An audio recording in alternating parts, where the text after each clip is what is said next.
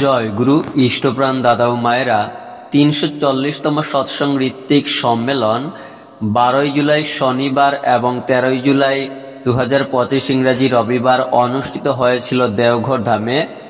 তারই কিছু অপূর্ব মুহূর্ত আমরা দেখছি। ১৪৩২ বাংলার জ্যৈষ্ঠ মাসের আলোচনা পত্রিকায় প্রকাশিত হয়েছে।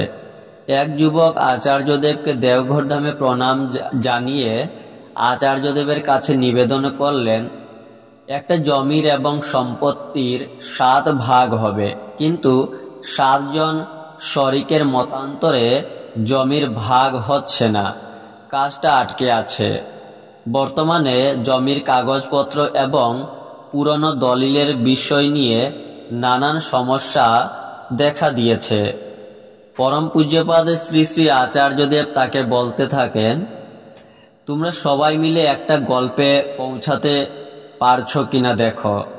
এই ৭ জন সবারই তো আলাদা আলাদা গল্প রয়েছে, এবার সবাই মিলে একটা গল্পে পৌঁছানোর চেষ্টা করো। যিনি দেবেন তার কোনো অসুবিধা নেই, অসুবিধাটা তোমাদের।